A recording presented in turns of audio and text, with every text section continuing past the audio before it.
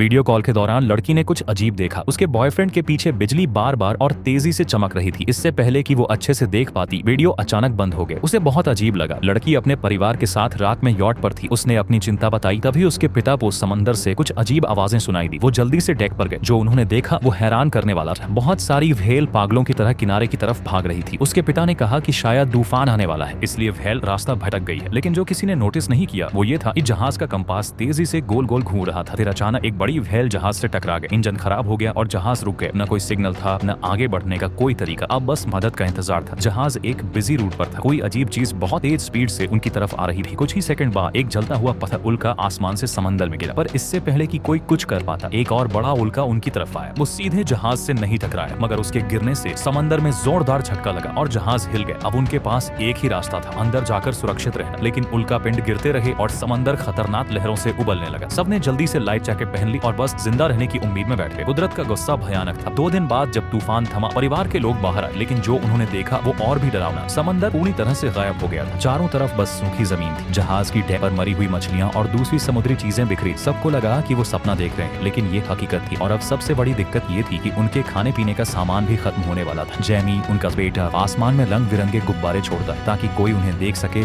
और मदद भेजे। इसी बीच उनके पिता जय रेडियो से मदद मांगते रहे। आखिरकार उन्होंने किसी से संपर्क किया। वो एक वैज्ञानिक था जो मीलों दूर फंसा था। उसने बताया कि पृथ्वी के मैग्नेटिक फील्ड में अचानक बदलाव आया था, जिससे ये भयानक तबाही हुई। पूरी दुनिया पर असर पड़ा और समंदर गायब हो गए। उस वैज्ञानिक ने चेतावनी दी कि 7 दिनों में पृथ्वी का मैग्नेटिक फील्ड फिर से ठीक हो जाएगा। तब गायब हुआ पानी वापस गिरेगा और समंदर फिर से भर जाएगा। परिवार को जल्दी से ऊंचाई पर जाना चाहिए, वरना पानी उन्हें बहा ले जाएगा। इस समय कम था और उनके पास कोई रास्ता नहीं था। अब सिर्फ एक चमत्कार ही उन्हें बचा सकता था।